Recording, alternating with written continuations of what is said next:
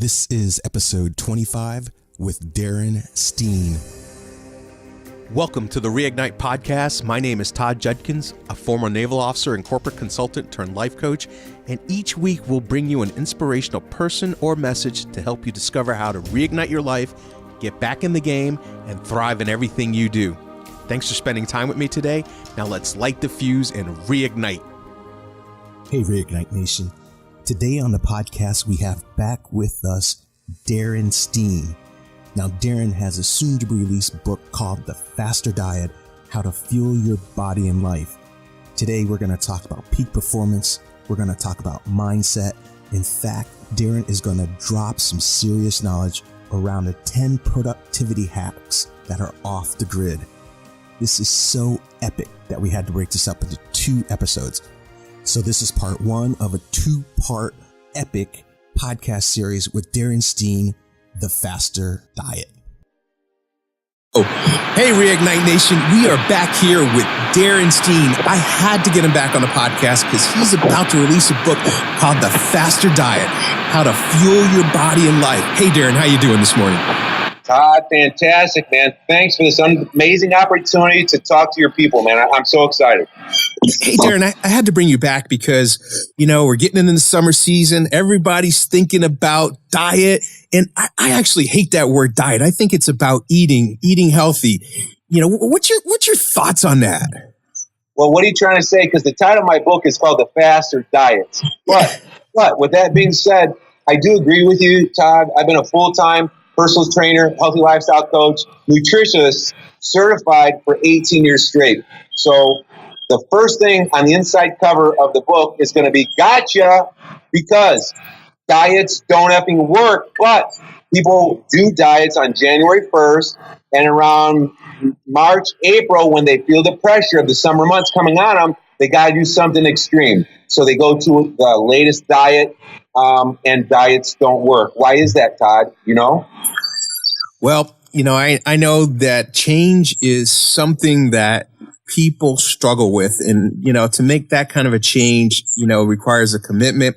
It requires, a level of understanding of what you're doing. And people are just trying to get to the short term, immediate gratification instead of taking a long-term view. And they're not providing themselves with the, correct motivation behind it. That's right. That's a good point. So you said people want a quick fix, right? So why do you think I titled my book The Faster Diet? I want people to think that it's faster, but I focused on the word fast. You're smarter than you look, Todd. You got me. So on the inside cover, I'm going to say, gotcha. Diets don't work, people. It's a mindset. It's a nutrition for life. It's a nutrition strategy that's ongoing. And I can simplify in people's minds of how to navigate between and utilize all 4 of the styles that I like and that I know work for me and my clients, or else I wouldn't be writing a freaking book about it, Todd. And that is, the 4 styles are keto or ketogenic diet or nutrition style. Number 2, intermittent fasting. Number 3 is eating carbs for fuel or carb cycling like an athlete or bodybuilder. And number 4, water fasting. Those are 4 techniques that really work. I like all 4, but you know what? You can't do the same thing forever. It's physiologically draining on the body. It's mentally, emotionally draining on the body. So that's the key to my book, is how to utilize all 4 and how to know what the signs are when maybe it's time to go on to the next style. And so that's what the book's about. Wow, and this is going to be fascinating. So, I want to dive into all 4 styles and know the difference between them and when we should use them. But I want to start with intermittent fasting because, in Reignite, my book, that's the style that, I fell in love with. I found that it managed my blood sugar the best. It gave my body the ability to process food effectively. So take us into, what is intermittent fasting and how does that work within our body? Great question. I'll answer that in 30 seconds. But number 1, I want to say is, if this is confusing or doesn't make sense, join the club. Because I trained world famous Dr. Joe Mercola and butted heads while I was training his entire family and company. And he was paying me big money and he was putting me in front of millions of people on YouTube because I said, no, I'm an athlete. I can't go without protein. I can't go without carbs. And guess what? I was wrong. He was right. And I finally backed down and said, what have I got to lose to give it a try? I felt the difference, and I fell in love with fasting, intermittent fasting. So I learned the hard way. I can save the people listening now that doubt this time and anguish and trials and tribulations if you would just stay open-minded and listen to me. Number two is the confusion. I'm going to not go crazy here, but people follow world famous people and think that they know what they're talking about because Jillian from The Biggest Loser was just on national TV. She was on the Steve Harvey show, and he's given her 10 minutes to confuse the hell out of people. And it just gets my goat. Here recently, in front of millions of people, she said she has an agenda. She's trying to sell something. And she's laughed and makes fun of people that are trying the ketogenic diet because it's nothing more. It's just the same thing as the Atkins. They just recycle it and repackage it. And her mom did it. It's nothing special. She could not have been any farther from the truth. Ketogenic and keto is way different than Atkins, which is low carb. And it's super different. It just blows my mind. There's so much confusion out there. So I'm a professional. I get paid good money to tell people exactly what to eat. And guess what, Todd? I get confused. And I admit I was wrong for years, but it was all I knew. But now I tell people I was wrong, and intermittent fasting does work, and I can help them personalize a plan to them. So don't get confused. It's understandable to be confused, but just stay open-minded. And if it resonates with you, and pull the trigger and go forward with the plan.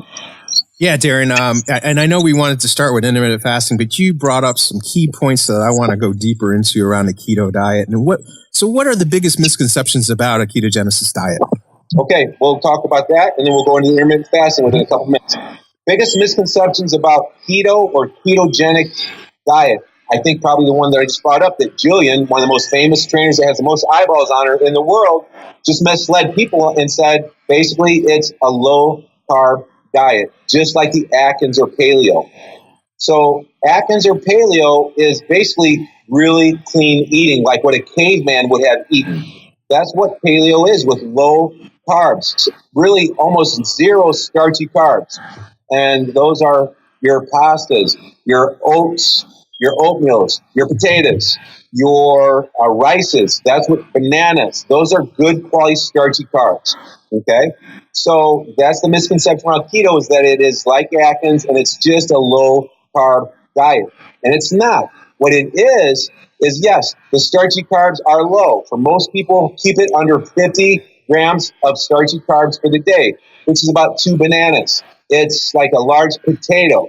Now, this is carbs for the day. If you do that and you get 65 to 70% of your daily overall calories in the form of healthy fats, which is coconut oil, nuts, walnuts, almonds, cashews, Brazil nuts, butter, whole eggs with the yolks in them, good red meat that's grass fed, your oils, your healthy coconut oil, olive oil.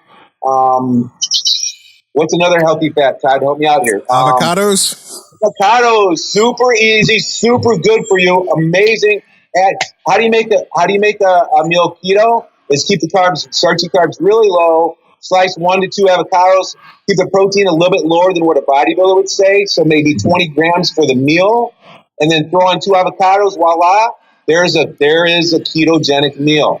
Okay, so that is the biggest misconception of keto or ketogenic. The same term. Don't get confused. Keto diet, ketogenic diet, keto nutrition plan, ketogenic nutrition. It's all the same. Wow. Yeah, and that makes sense. And those are some healthy foods here, and gives you the variety that you need. And also, it's very important. You mentioned those healthy fats, and I know how important that is to just your brain health and your ability for your brain to cognitively process what it needs to do on a day in and day out basis. 100%, Todd. That's where the nutrition style ketogenic came from. The medical community found out that if they gave people more healthy fats, they could probably shut down cancer and shut down some other brain problems. And I'm having a little bit of brain fart here. Hold on. So it came out of the medical community, and here is the second big difference between keto and ketogenic versus intermittent fasting versus carb cycling, eating like an athlete. And this is the big difference. And that is that it trains your body how to use nutritional fat and body fat as the primary source of fuel. To make that happen, here's the key, Todd, to the whole thing. You got to get your total calories for the day in the 70% from fat range. 60% will not get you there. 70%, I'm 3 for 3 with clients who hire me to get them ketogenic, and we measure their blood strips and urine strips to make sure the ketones are in the right level. It's easy to do to make sure you're ketogenic, and 60% of fat for the day doesn't do it, 70% does. Wow. Yeah. I know that's easy to measure because, you can go down to your local pharmacy and just get some urine strips and that will measure your ketones. So it's something that like I always like to do. If you need to track it, you need to measure it. Yep. And don't get confused, measuring your ketones, whether it's in your urine or with a blood prick with blood strips, all that means is it's something the body puts out into the bloodstream that is 100% conclusive that your body is ketogenic. And it's just measurable through a urine strip or the blood test. It's just something that's in your blood that comes from your body shifting its preferred energy source to healthy fats. That's all it means. Just don't get confused. Okay, so it sounds like a ketogenic diet and intermittent fasting are really two different things. Absolutely, 100%. So the difference between ketogenic versus the other three are that the body uses nutritional fat and body fat for fuel. And the one big benefit of that is that it's a cleaner, easier burning fuel than carb cycling. When you eat carbs, the body breaks it down into glucose and burns the glucose for energy. So there's two different kinds. Ketogenic, fat for fuel. So the energy expenditure burn off of keto and the body using fat for fuel is non-oxidative. It's so easy for the body to get rid of. The free radical damage is way less. It's so much easier on the body. Conversely, when the other forms of eating, when the body uses carbs for fuel, the energy burn off of that procedure is higher antioxidant. It's harder, a lot of work for the body to get rid of that energy expenditure. So that's a big difference right there. Does that make sense? It does. And it sounds like, keto is really what you're eating in the, proportions of carb, fat, and protein. It seems like intermittent fasting is more of a how you are eating. Great point. So what you just said about keto, that's called following your macros. It's very confusing. I don't want to say that too much, but most people say it's simple. It's simple thermodynamics. Calories in, calories out. You weigh this much, you're this active. You eat 2,500 calories. It's simple thermodynamics. It is, but it isn't. And it definitely isn't when you're talking keto. Macronutrients matter. So, in keto, 70% of the overall calories need to come from fat. 20 to 25% of the overall calories need to come from protein, and 5% come from carbs.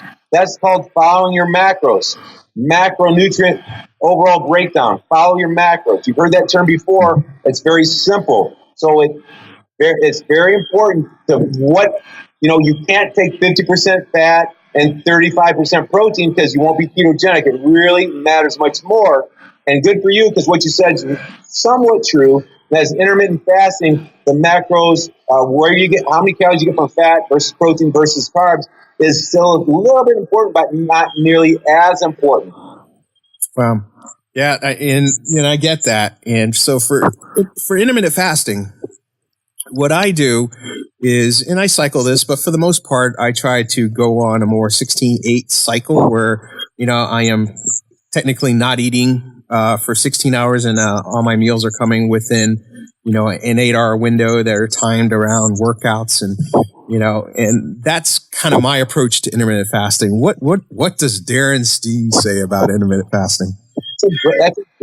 That's a great starting base for you, Todd. You're doing great. hopefully from today's interview, you can have a little bit more information to keep utilizing intermittent fasting.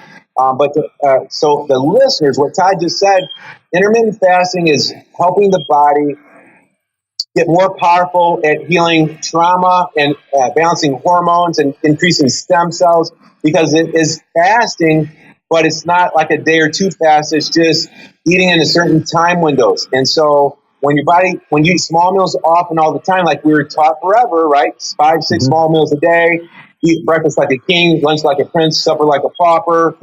Athletes say small meals often. When you eat like that, the process of the body processing the food is incredibly draining on the body. The body can only do so much. So it shuts down its ability to balance hormones, to repair damaged tissue, to get rid of cancerous cells, to increase your stem cells, to do lots of other things, because it's using so much blood in your gut to digest the 6, 7 meals a day. It's a huge, huge project. So the body can't do some other things. So when you follow the simple, basic intermittent fasting strategy, like you said earlier, it's not so much what you eat, but it's how you eat or when you eat. In general, really simple. Guys eat for all their food in between an 8-hour window. If they a normal schedule, wake up at 6, go to bed at 10 p.m., and they eat their food between noon and 8. And that means skip breakfast. So that's like a no-no, right? Skipping breakfast. We can't skip breakfast. But you know what? I think, this is stay open-minded, because don't be like me and be an idiot for so many years. Stay open-minded to this. Go ahead. Yeah, when somebody tells me, "Well, you're skipping breakfast," and the first thing I say is, "Let's take a look at the word origin. Breakfast. It's break fast. So when I break my fast, that is my first meal of the day. That is breakfast, and I am determining what time of the day that's going to occur." Absolutely. So a couple other really basic things about intermittent fasting is women are hormonal creatures. They're different. So starting out, we give them a 2-hour window of eating bigger. So 11, and if their schedule is normal, like an average, nobody's average anymore, but you know what I'm saying, 9 to 5 person, 11 a.m. to 9 p.m., they eat their food in those windows. They're fasting outside of those windows. And maybe on days they're most physically active, they don't do intermittent fasting. They work into it by eating sort of more normal that day. And so they work into it a little bit more slowly than men. Yeah, and I think that's very important point to point out. When I was speaking, I'm tending to think of it from my perspective, but I know women have a whole nother range of not necessarily challenges, but we're different, right? And so we got to take and look at each individual. Absolutely, but they're not that different. If a female wants to utilize intermittent fasting, they can rock it out big time and become the best version of themselves in a short amount of time.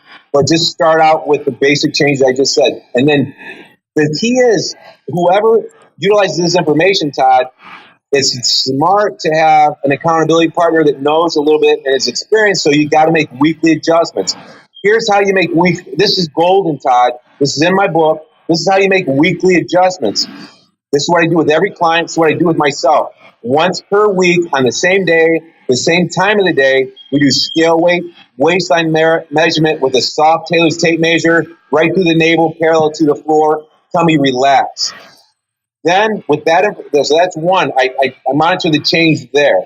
Okay, did the waistline where we hold the most amount of fat get bigger, smaller, or stay the same? The number 2 area we check is, how was their energy, productivity throughout their normal day? Number 3, how was their energy and endurance during their workouts? If all 3 are better, then we're on the right path. We don't need to change too much. If they're suffering and if the waistline's the same, and let's say the energy productivity isn't enough to what they need to be safe through their day, we got to make a change. And so you got to basically fluctuate the carbs, starchy carbs, one way or the other. It's not that hard to figure out. I'll give the precise plan for someone to tweak their own nutrition plan in my book. But in the beginning, it's nice to take your mind out of it, take your emotions out of it, stay off the scale. The scale's not going to tell you anything on what's going on.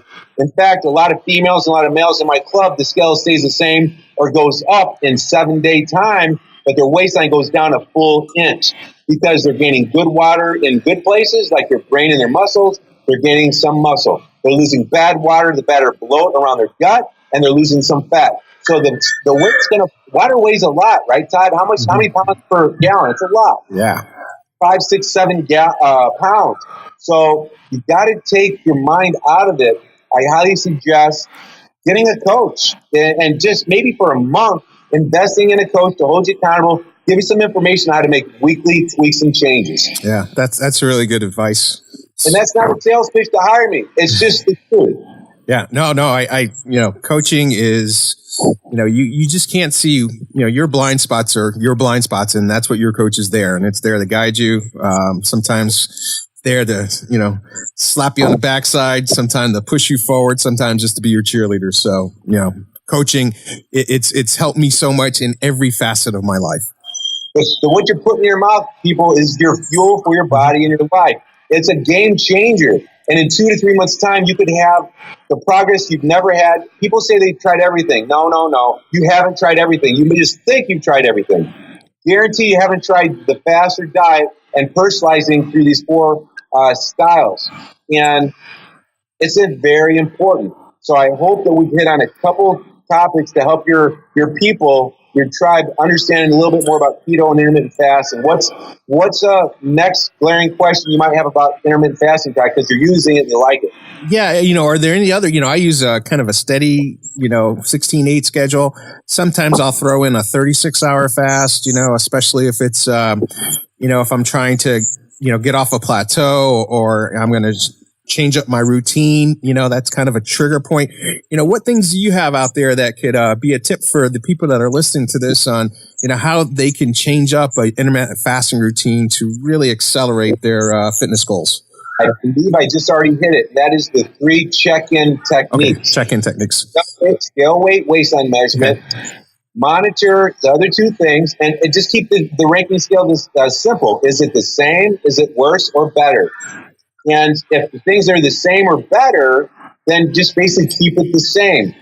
Intermittent fasting is an amazing tool. I love what you said. You're doing great, Todd. Yeah. That is maybe once a week, have a plan to fast for 24 hours to a day and a half, 36 hours, once a week, and you're not going to lose muscle mass. That's a big thing that athletes and people have in their mind. I'm not eating breakfast and I'm going to lose muscle mass. No, you won't. Most likely, you'll increase your muscle mass, especially if you follow my simple techniques in the fasted diet book. So get over that. Just trust me. You won't lose muscle mass. You actually might even gain muscle mass. But yeah, fast for 24 hours, 36 hours. Learn how to maybe come out of the fast and what you might do if you're craving certain foods. Could be a key to help people do a little bit better. So that's intermittent fasting, and we got keto, so we know what's going on there. Thank you for knocking down some of that confusion. Intermittent fasting. Now you have the third principle that you have out there called water fasting. What's that? Water fasting is basically not eating any food, but drinking a lot of water, 1 gallon to 2 gallons of water a day. And it's really scary, man. I totally get it. And it took me till I was 50 years old, almost 51, before I tried it for the first time. And I tried it reluctantly because a buddy of mine said, you know what? You stayed open-minded, Darin. You saw the awesome benefits of intermittent fasting. The body heals itself. Physiologically, emotionally heals itself. There's so many benefits to water fasting. It's not very hard at all. In fact, it's freaking easy, Todd. It's so easy if you follow a couple simple things. The body's going to heal itself because why? It's not working so hard on breaking down food with the digestive tract, your gut, your colon is the most incredibly vascular system in the body. And to break it down, get rid of the feces and the urine, and to get that energy out to the cells at an ATP level in the mitochondria, it is so hard. Okay, so when your body's not doing that, it's saying, woo, now I'm going to kick ass in some other areas. I'm going to boost the guy's testosterone, growth hormone, stem cells. I'm going to eat into this cancerous tissue he's got in his kidney and his liver, and I'm going to get rid of that shit. I'm going to clean the body up. So physiologically, it cleans the body up. Emotionally, I don't know where your belief is, but spiritually, when you're not thinking about food, you have so much more time. I did a 3-day water fast on a business trip to New York. Why? Because I didn't want to carry food with me. I wanted the body to heal itself. And if you do a couple things, it's not hard at all. And the one thing to go into water fast that I was just doing is downsize the amount of caffeinated beverages, coffee, to half in 2 days. Downsize the bad sugary carbs to half of what you normally eat for 2 to 3 days. All right, drink a lot of water in those 2 days. Okay, then you won't have severe withdrawal headaches once you start the fast. And also, if you do I got 10 energy productivity hacks in my book. A cold shower in the morning will take away, I almost said almost, it will take away any withdrawal headaches you have coming off of caffeine. A cold shower in the morning after your hot shower. It's an amazing health energy hack. Wow. Yeah. And, I that is something to be said about, really preparing yourself. Just don't, you're hearing it here and you're going to go out and get on a water fast tomorrow. No, think about where you are, where your lifestyle are, start where you are and really work into it. So I told you how to get ready to go into the water. If you do this, Todd, tomorrow, if you use what I just said to go into the water fast and do a 3 to 4 day water fast, and then use right now what I'm going to say to come out of it, you'll crush it. You'll drop 3 pounds of body weight a day. It's the quickest thing someone's going to do to feel weight coming off, which is a great feeling, right? And so it kickstarts you to do the healthy lifestyle choices that everybody has to do in order to go next level. So it's like a shot of human growth hormone. So there's this human growth hormone patch that I just started for the first time in my life, and it makes you feel amazing so quick. Then the people can go out and actually work out, and they can stretch, and they can eat better because they get that initial positive jolt. Nothing's going to change your body like long-term lifestyle choices. So to come out of the water fast, very simple. Don't go eat a dozen donuts that maybe you're thinking about. You're gonna wait the first 6 hours, and you're going to start consuming alkalizing green drinks, some juice, some alkalizing smoothie at your local smoothie shop. Maybe a little bit of avocado in there, a little bit of healthy fat, something really light, something very healthy for you. The first 3 meals should be something like that. And then 1 every 2 hours, and then 6 hours into it, then have a regular good quality meal, chicken on salad. And then after that, you can eat pretty much whatever you want and everything will be fine. Oh. Awesome. That's serious advice. Now we have keto. We know how to eat, intermittent fasting kind of gives us a schedule around eating. Water fasting just kind of enhances that. And it kind of brings you into this whole level cellular cleansing, emotional cleansing, psychological cleansing state. It just sounds incredible. Your fourth pillar is carb cycling. How does that fit into your way of eating? I'll talk about that in 30 seconds, but you're exactly right. I can't even explain how mind-clearing water fasting is. It's enlightening. It's amazing. Give it a try. You'll be blown away about how it makes you feel. Carb cycling. It's what I know best. It's what I know best. It's what I've utilized most. I usually utilize it 100% of the time from 1985 till 2 years ago. And it's very simple. It's eating a clean diet, and it's utilizing starchy carbs for fuel. It's what drug-free competitive bodybuilders utilize to build their muscle mass and bring their body fat level down to 4 or 5% to show the fitness model, ripped abs. And it's very easy for me to teach people how to do that. And so you're utilizing starchy carbs for fuel. What I recommend is, let's just do Todd, between rice, bananas, oatmeal, potato, quinoa, oatmeal. What carb sits well with your body? What do you enjoy eating and doesn't mess up your digestive tract? Which carb? Probably potato.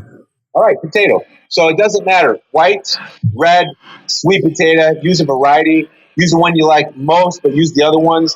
So what we'll do, Todd, I'd ask you a few questions, what you're eating now in general, and then I'd say, are you utilizing some exercise or weight training or cardio as a form of exercise right now? Primarily resistance training with some HIIT, high intensity interval training at the end.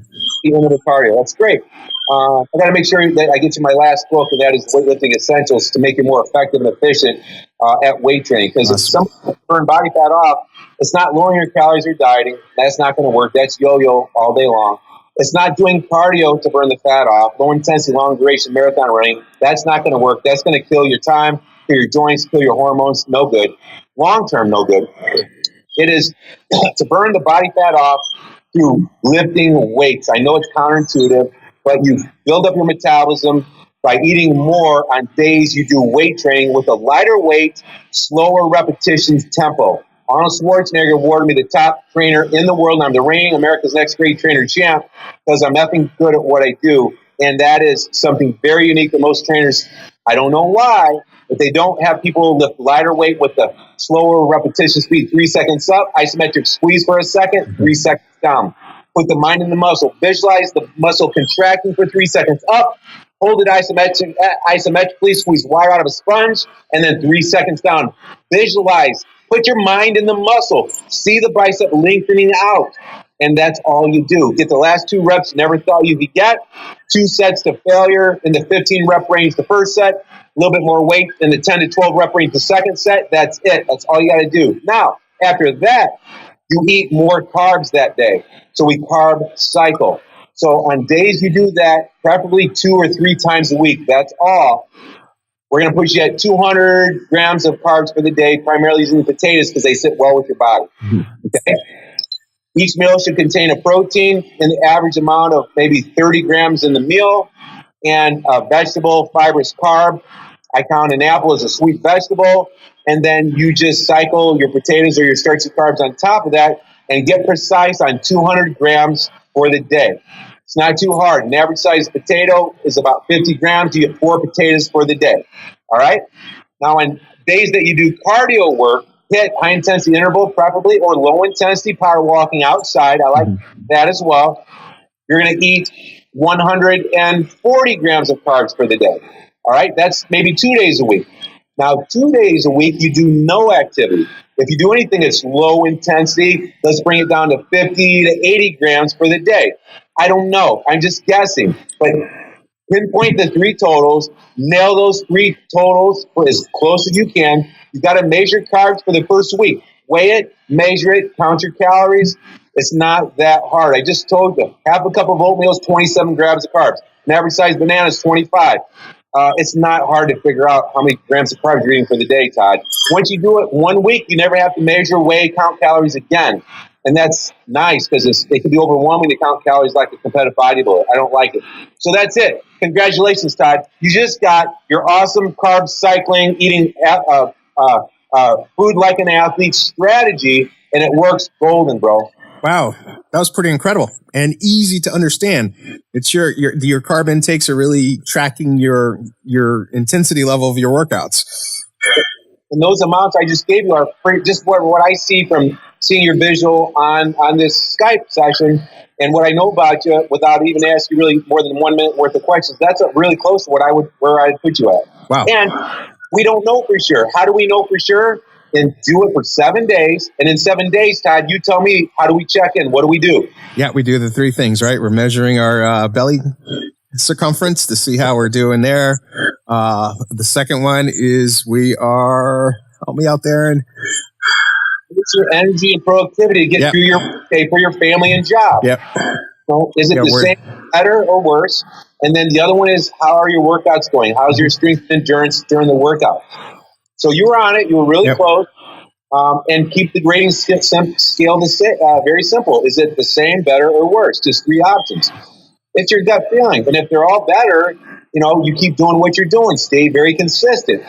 If your focus and energy is too low and your strength is too low, you lose your pump and your ability to work out intensely a half hour into it, you should lose it around an hour with the intense focus techniques like I just said. You should be done around an hour. Wow. And that's normal. But if you lose it 30 minutes in, that's not normal. Okay. I guess I should say that. Yeah. If those are worse or the same or worse, then you probably need more gasoline for the race day. What's the gasoline for race day? Which are the workouts? What's the gasoline? What's the fuel your body's using? Well, what style or Carb Cycling? We're using the carbs. So smart. You just figured it out. Yeah. So we eat a little bit more fuel or potato. Keep the protein the same. The starchy carbs, the veggie type carbs, they're just fiber. It's like styrofoam. It doesn't matter how much you eat. We're just trying to give some satiety to your every meal, trying to give you some substance, help the colon release stuff and the body let go of stuff. So you answered the question correctly, buddy. All right. A+ right now. So I'm rolling here. So, so now we have the 4 principles, right? We have keto diet, we have intermittent fasting, we have water fasting, we have carb cycling. How do we bring this all together, right? How does the listener out there say, okay, how do I bring this all together into Darin Steen's faster diet principles? Dude, great question, man. I'm going to say it depends where they're coming from.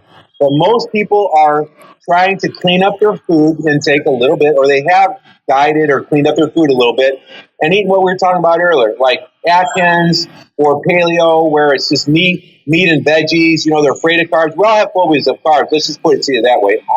I know it. I get it. But we want to train people to get over that eventually and put the gas in the tank on race day or workout day. And how do you boost the metabolism that someone has sabotaged their metabolism because they ate too few calories and did cardio, tore up the metabolism? You put logs on the fire, and that is if you want the fire to burn hot, you want metabolism to increase. It is throwing the carbs on the fire, and what's the fire? The workout. Mm-hmm. So to answer your question, where the first one out of those 4 to utilize that can get people started the quickest is probably I'm going to say carb cycling, and that's just getting over the fear of eating carbs and increasing their carbs, finding the favorite carb they like, increasing the amount by 50 grams on 3 days when they do weight training in their most physically active day. If they're not doing weight training, they do not got to go to the gym. They don't got to do CrossFit.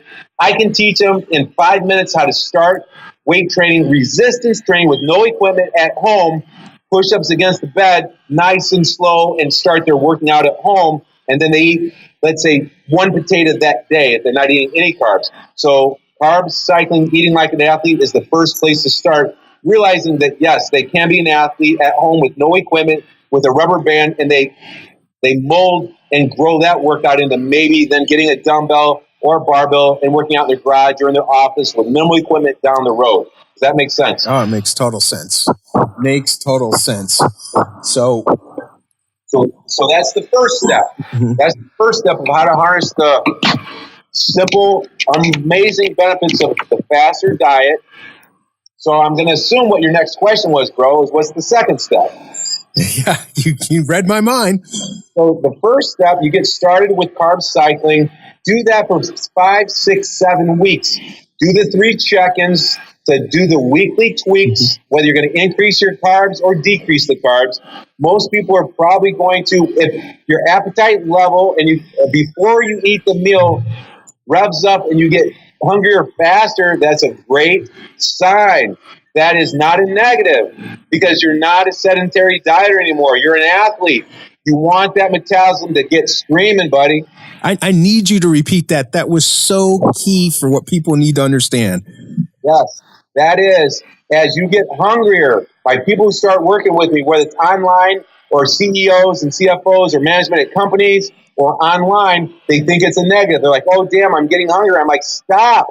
That is a great sign. You're boosting your metabolism. And that's going to get you into eating like an athlete long term and getting over the fear of phobia of carbs and feeling like you always got to diet.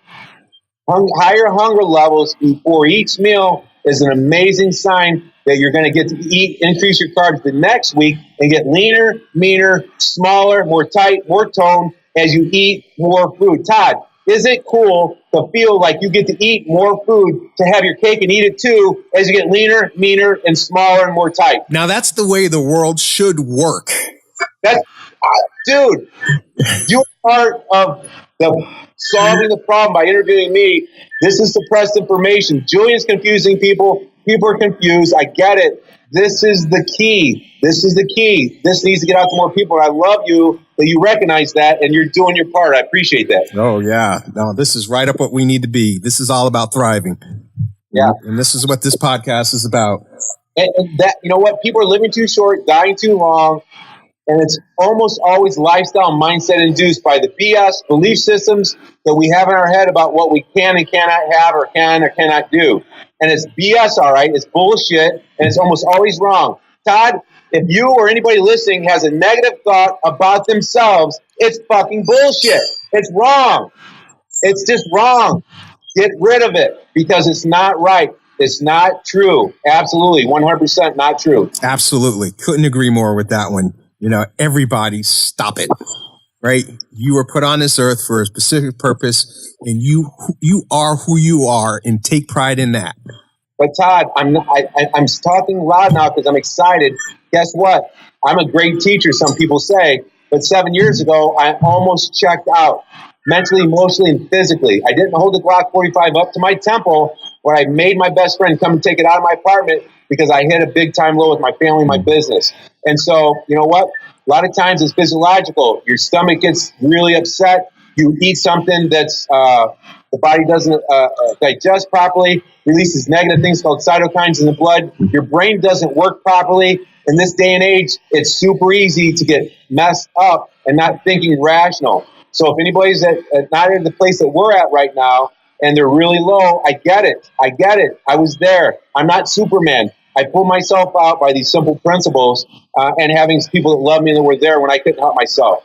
But I made it through, and so can the people listening if they're not feeling great right now. Yeah, and you know, and that's so awesome of you to say that, you know, because what drove me to, you know, write the book Reignite and to launch this podcast was because I was in that dark place too. You know, I was like, you know, doing everything you were supposed to do, and yet, you know, I was just not feeling good. I was not happy with my life, you know, and it came down to, what am I putting in my body? What am I putting into my mind? You know, you gotta feed your mind as well, you know. And that's why I want to launch this podcast and bring people like you onto the show, you know, that has been there, you know, has gone through and come up and is, you know, we can go back and be lamplighters and show other people the way forward. That's awesome. Absolutely, Todd. I say it many times that when you change what you're putting in your mind, ears and eyes, when you change what you're putting in your mouth, when you have a simple plan that we've outlined here, right here, and when you change the way you move, and you don't got to go do CrossFit. You don't got to go to the gym in the free weight area with the tattooed guys, who, by the way, they're probably the most helpful people on the face of the earth. But don't judge them. They'll help you. But you don't got to go in there. You can do push-ups on your bed at home. Just follow me on social media. I will take you through it. I'll set you up with a simple, time-efficient, at home or at office, simple workout strategy. You are a weight trainer. You're lifting and lowering weights properly with the best, most time-efficient, safest technique on the face of the earth. Arnold Schwarzenegger said it was, so I'm guessing it's probably pretty good. And so anybody can do this starting tomorrow. Yeah, and everybody, I'll have Darin's social media links in the show notes so you can get a hold of him, follow him out there and know what he's going with. Now, Darin, you know, we're getting late in the show, so I wanted to hit a point that you went by pretty quickly. I caught a note, and I wanted to make sure you dropped something about your new book, about going off the grid, how to slow down. You glossed over it. I know that's going to be a whole nother podcast, but can you give us a sneak peek around that? Oh man, I thought you were gonna say something about me using the F-bomb earlier. I'm sorry about it. Mom, sorry, Mom. So going off the grid is I almost named a book that I wrote. This book, I was really close to titling the book "Slow the F Down. We're Killing Ourselves." How to slow down to speed up towards our best life. Life is so counterintuitive. I'm here to tell anybody that will listen, Todd, that it's counterintuitive, and what you think you need to get where you want to go is almost the opposite. We're wrong most times. And the more I've slowed down, the more healthier I've gotten. And so that's why I called an audible to my publisher. My publisher is not happy with me because they're putting a lot of pressure on me, but I'm trying to hold them off for another 7 weeks till they want to print the books. And that's a true story.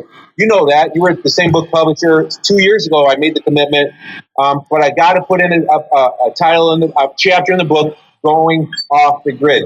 And here's why I decided to do that. I got a full hip replacement surgery because I tore the hell up, my hip up in the 80s during a 14-year football career, tried out for the Bears, squatting heavy weights improperly with my feet narrow and pinching my hips up and things being unlevel and me just running through linemen and linebackers. So February 1st, 2018, full hip replacement surgery. I couldn't wear any shoes, right? So I only not trained clients for 2 days after my full hip replacement surgery. After that, I walked to my club with bare feet because I couldn't put my shoes and socks on. And then 6 weeks after that, when I could put shoes and socks on, I had another operation, pulled the big toenail off my toe because at UPS, as I was a truck driver up till 2001, sweating in work boots, and the toe hitting the top of the boot, it got a fungus that grew underneath it. And I didn't know, so I did a session with a podiatrist, that you can't get rid of that fungus unless you take a whole toenail off. So I had it cut off. And so, again, I couldn't wear any socks and shoes. Guess what? I haven't worn socks or shoes for the last 14 weeks. And guess what? I realized is grounding and walking with your shoes on, getting your feet in the wet grass in the morning made me feel incredible. It physiologically, you walk on your toes, it works the small bones, ligaments, and tendons of the foot, the ankle, and the calf. Physiologically. Number two, it grounds you. The earth is super negatively charged, and our electrical charge in our body is so stressed out. It's so positive, and so it's like a grounding wire on an electrical system. It drains the high positive electrical charge that our body doesn't need out. The ground has microbes and organisms that soaks into our body through our skin. That's another reason. So, and number three is that it slows you down. You can't walk fast with no shoes on.